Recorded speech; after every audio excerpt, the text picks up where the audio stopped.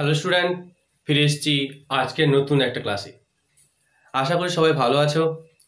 আগের ক্লাসটা আমরা ক্লাস 11-এর সিরিজ আরম্ভ করেছি।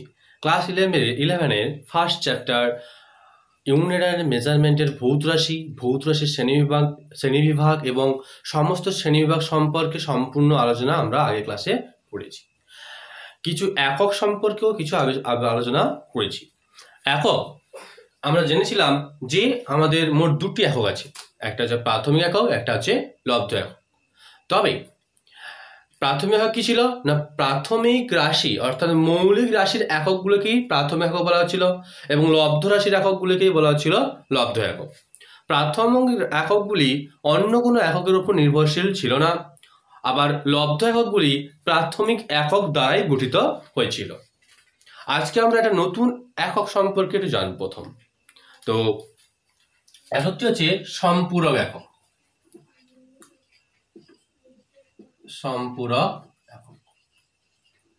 সম্পূরক এককটি কি না, যে এককের একক আছে, যে রাশির একক আছে কিন্তু মাত্রা নেই, তাদেরকেই বলা হয় সম্পূরক একক। ঠিক আছে, অর্থাৎ আমরা জানি আমাদের মোট দুটি সম্পূরক একক আছে, একটা হচ্ছে কোণ আর একটা হচ্ছে ঘনকোণ। কোণ কাকে বলা হয় না,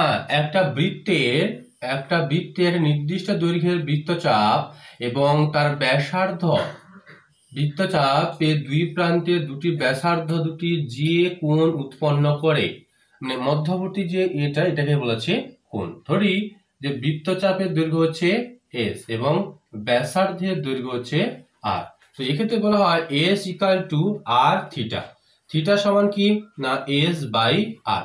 এসটা কি বৃত্তচাপ এবং তার ব্যাসার্ধ। নির্দিষ্ট বৃত্তচাপ এবং ব্যাসার্ধের অনুপাতকে বলা হচ্ছে কোণ। এই কোণ বৃত্তচাপ দৈর্ঘ্য, ব্যাসার্ধ এক প্রকার দৈর্ঘ্য, দুটি একই রাশির অনুপাত হওয়ার কারণে কোণ কি হচ্ছে মাত্রাহীন রাশি, অর্থাৎ এর এক জাতীয় রাশি রাখা, এর মাত্রা নেই, কিন্তু এর একক হচ্ছে রেডিয়ান, যাকে RAD রেড চিহ্ন দিয়ে চিহ্নিত করা হয়।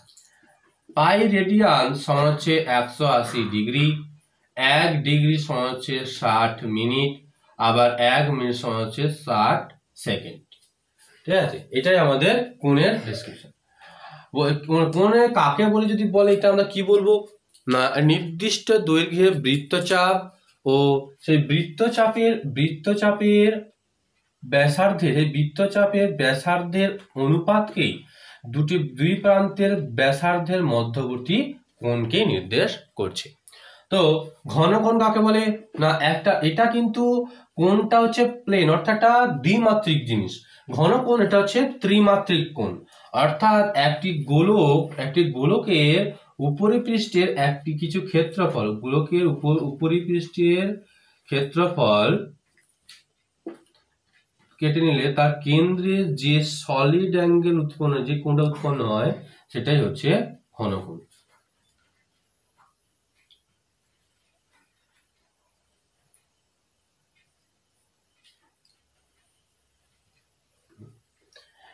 এই যে ক্ষেত্রফল যদি DA হয় এবং এই ঘনকোণ যদি D সিগমা এবং ব্যাসার্ধ যদি R হয়, এদের মধ্যে D সিগমা অর্থাৎ ঘনকোণ সমান হচ্ছে DA বাই আর স্কোয়ার। ডিওটা হচ্ছে ক্ষেত্রফল এবং আরটা হচ্ছে ব্যাসার্ধের স্কোয়ারের অনুপাতই হচ্ছে ঘনকোণ। এই ঘনকোণের একক হচ্ছে স্টেরেডিয়ান। একে এস আর চিহ্ন দ্বারা চিহ্নিত করা হয়। এই সম্পূরক রাশিগুলি বা এককগুলির একক থাকলেও এর কিন্তু মাত্রা নেই, একক থাকলেও এর মাত্রা নেই। তো এবার আমরা এই একক সম্পর্কে সম্পূর্ণ তথ্য আমরা আজকে এর মধ্যে শেষ করলাম। এবার আমরা জানবো না মাত্রা কি, মাত্রা কেনই বা প্রকাশ করা হয় বা মাত্রা কাকে বলে। তো মাত্রা কি জিনিস না, আমরা প্রাথমিক রাশি এবং লব্ধ রাশি সম্পর্কে জেনেছি। প্রাথমিক রাশিগুলো কি ছিল না, প্রাথমিক রাশিগুলো অন্য কোনো রাশির উপর নির্ভরশীল ছিল না, কিন্তু লব্ধ রাশি প্রাথমিক রাশি দ্বারাই গঠিত হয়েছিল। এই লব্ধ রাশিগুলিকে প্রাথমিক রাশি দ্বারা প্রকাশ করার সময় প্রাথমিক রাশিগুলিকে যে ঘাতে উন্নীত করতে হয় তাকেই বলা হচ্ছে ওই রাশির মাত্রা। কিরকম, ধরো বলের মাত্রা আমরা এরকম ভাবে লিখি যে M L T to the power -2। এই যে এম এল টি, এমটা হচ্ছে ভর, এলটা হচ্ছে দৈর্ঘ্য, টিটা হচ্ছে সময়। এক্ষেত্রে এম এল টি এর মাত্রা হলো, টি এর মাত্রা হলো 1 1 ও -3। এম এর মাত্রা 1, এল এর মাত্রা মানে এখানে কিছু নেই, মানে কিন্তু 1 আছে পাওয়ারে। এম এর মাত্রা 1, এল এর মাত্রা 1, টি এর মাত্রা -2। এই বল ফোর্স এফ সমান M L T to the power -2, একেই বলা হয় মাত্রিক সমীকরণ। মাত্রিক সমীকরণ অর্থাৎ এই যে বল একটা লব্ধ রাশি, লব্ধ রাশিকে মৌলিক রাশি দ্বারা প্রকাশ করার সময় মৌলিক রাশিগুলি যে ঘাতে উন্নীত করা হয়েছে সেই ঘাত কি বলা হচ্ছে সংশ্লিষ্ট রাশির মাত্রা। অর্থাৎ এখানে ভরের মাত্রা 1, দৈর্ঘ্যের মাত্রা কিন্তু 1, সময়ের মাত্রা হচ্ছে -2। তো এটা হচ্ছে মাত্রিক সমীকরণ। এবার যে আমরা যে 7টি মৌলিক রাশি পড়েছি সেই 7টি মৌলিক রাশির মাত্রা এবার আমরা জেনে নিই। 7টি মৌলিক রাশির মধ্যে আমরা কি পড়েছি না, ভরের ইংরেজি হচ্ছে মাস। মাস মানে ভর, এর প্রথম অক্ষর এম এর ক্যাপিটাল চিহ্ন দিয়ে তাকে থার্ড ব্র্যাকেটে ঘিরেই এর মাত্রা প্রকাশ করা হয়, মাত্রিক সমীকরণ প্রকাশ করা হয়। তারপর হচ্ছে দৈর্ঘ্য। দৈর্ঘ্য হচ্ছে না লেন্থ, যার ক্যাপিটাল এল চিহ্ন দিয়ে লেন্থকে প্রকাশ করা হয়। সময় একক কি না টি, ক্যাপিটাল টি কে থার্ড ব্র্যাকেটে ঘিরে দিলেই আমরা সময়ের মাত্রা প্রকাশ করতে পারি। দৈর্ঘ্য ইংরেজি লেন্থের ক্যাপিটাল এল নিয়েই, শুধুমাত্র ক্যাপিটাল এল নিয়ে কিন্তু লেন্থের মাত্রা প্রকাশ করা হয়। আবার সময়ের ইংরেজি টাইমের টি দিয়ে এটিকে প্রকাশ করা হয়। এবার আছে তড়িৎ প্রবাহ মাত্রা। তড়িৎ প্রবাহ মাত্রা, তড়িৎ প্রবাহ মাত্রাকে আই কিংবা এ দিয়েও, এর একক অ্যাম্পিয়ারের ক্যাপিটাল এ দিয়েও কিন্তু এর মাত্রাকে প্রকাশ করা যেতে পারে। তাপমাত্রাকে একক কেলভিন দিয়ে একে প্রকাশ করা হয়। দীপন প্রাবল্যের একক ক্যান্ডেলা, সেই সিডি কে থার্ড ব্র্যাকেটে ঘিরে দিয়েই কিন্তু আমরা দীপন প্রাবল্যের মাত্রা প্রকাশ করে থাকি। এছাড়া আছে না পদার্থের পরিমাণ।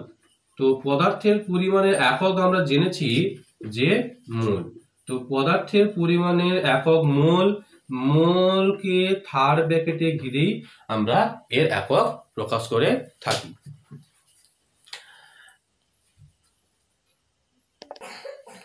আমরা মৌলিক রাশির বিভিন্ন মাত্রা সম্পর্কে জেনে নিয়েছি। এবার আমরা বিভিন্ন লব্ধ রাশির মাত্রা সম্পর্কে জানি। ধরো ক্ষেত্রফল সমান কি না, ক্ষেত্রফল সমান দৈর্ঘ্য ইন্টু প্রস্থ। দৈর্ঘ্যের মাত্রা এল এবং প্রস্থের মাত্রা এল, দুটো গুণ করলে হয় এল স্কয়ার। এই এল স্কয়ারই হচ্ছে ক্ষেত্রফলের মাত্রা। আয়তন কি না, আয়তন সমান হচ্ছে দৈর্ঘ্য ইন্টু প্রস্থ ইন্টু উচ্চতা। দৈর্ঘ্যের মাত্রা এল ইন্টু প্রস্থের মাত্রা এল, উচ্চতার মাত্রা এল, তিনটে গুণ করলে হচ্ছে এল কিউ। ঠিক আছে, এল কিউ। এবার আসি ঘনত্ব সমান হচ্ছে ভর বাই আয়তন। ভর হচ্ছে বা m by l q. L q যখন উপরে ওঠে এম এল টু দি পাওয়ার -3। এবার যদি আমরা সরণ নিই, সরণ হচ্ছে এক প্রকার মৌলিক রাশি। সরণ আমরা দৈর্ঘ্যেরই সমজাতীয় জাতীয় রাশি। তো এর এককে বা মাত্রাকে আমরা ক্যাপিটাল এল দ্বারাই প্রকাশ করতে পারি। যখন আমরা বেগ আসি, বেগ সমান কি হয় না সরণ বাই সময়। তো সরণের মাত্রা আমরা পেয়ে গেছি এল এবং সময় টি, এটা টি ওপর উঠলে টি⁻⁻1। ত্বরণ কি হয় না, ত্বরণ সমান হচ্ছে বেগের পরিবর্তন বাই সময়। বেগের পরিবর্তন অর্থাৎ বেগের মাত্রা এল টি⁻⁻1 বাই টি, এটা যোগ ভাগ করলে হয় টিটা উপরে উঠলে টি⁻⁻2 হয়ে যায়। বল, বল সমান আমরা জানি ভর ইন্টু ত্বরণ, ভর ইন্টু ত্বরণ। ভরের মাত্রা হচ্ছে এম, ত্বরণের মাত্রা হচ্ছে এল টি⁻⁻2। কার্য, কার্য সমান হচ্ছে বল ইন্টু সরণ, বল ইন্টু সরণ। বলের মাত্রা হচ্ছে এম এল টি⁻⁻2, সরণের মাত্রা হচ্ছে শুধুমাত্র এল, গুণ করলে হয়ে যায় M L square T, M L square T. এবার আমরা মাত্রার কিছু বৈশিষ্ট্য সম্পর্কে জানব।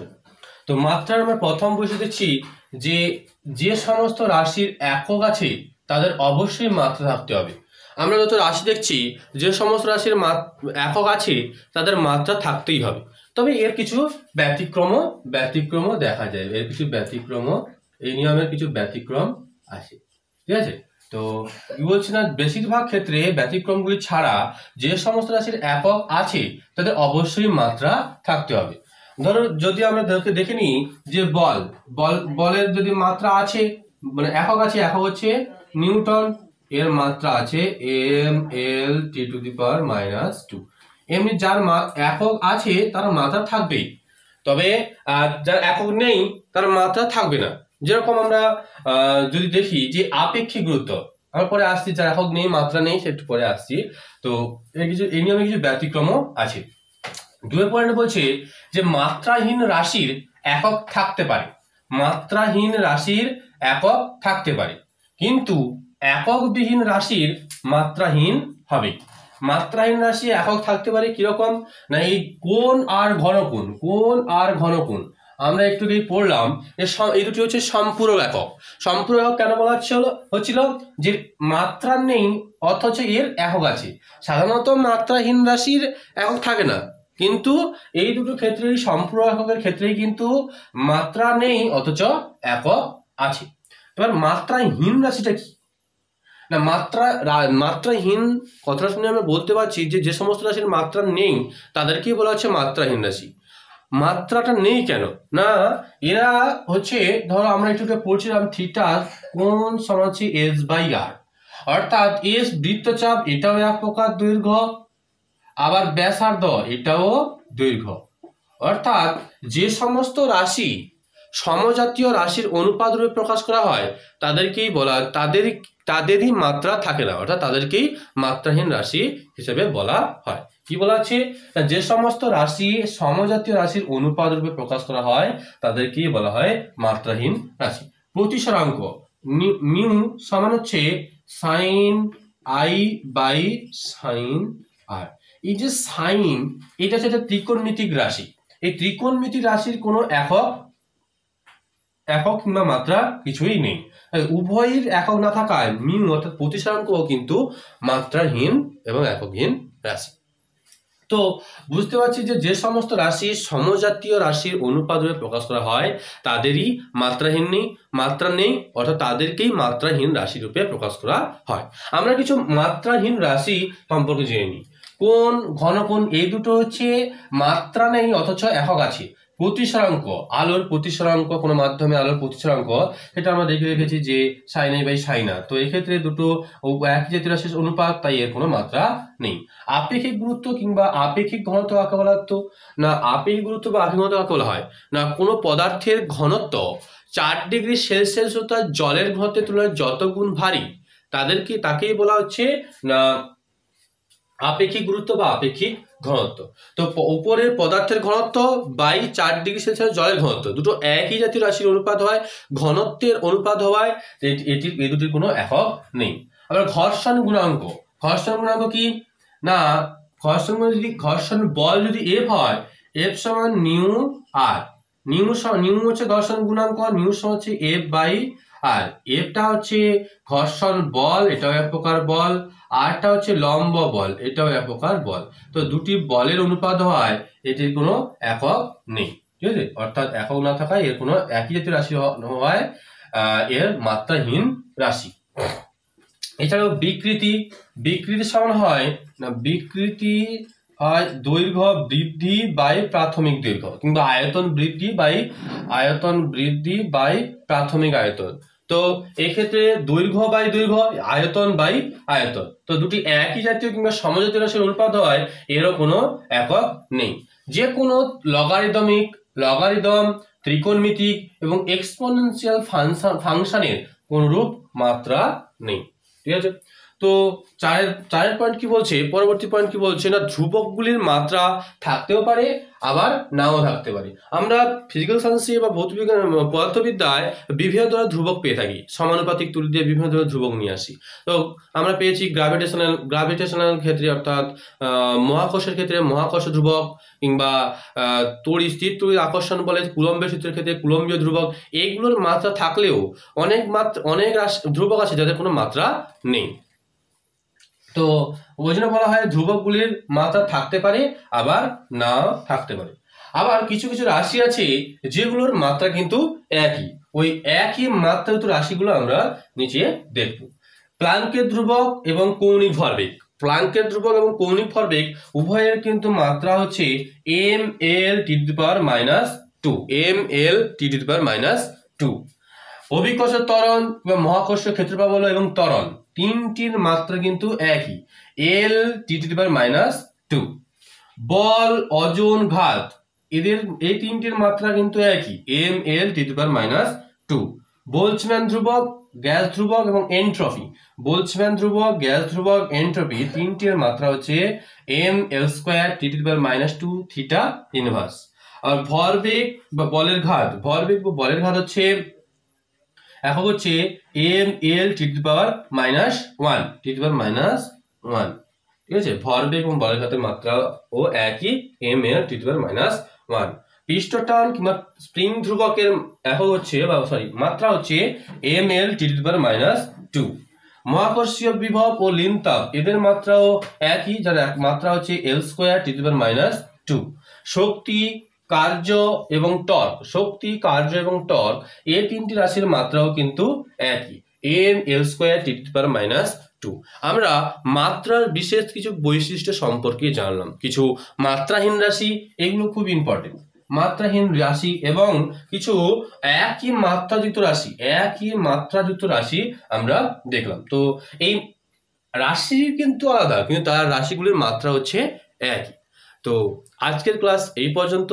পরবর্তী ক্লাসে আমরা মাত্রার ব্যবহার সম্পর্কে শিখব।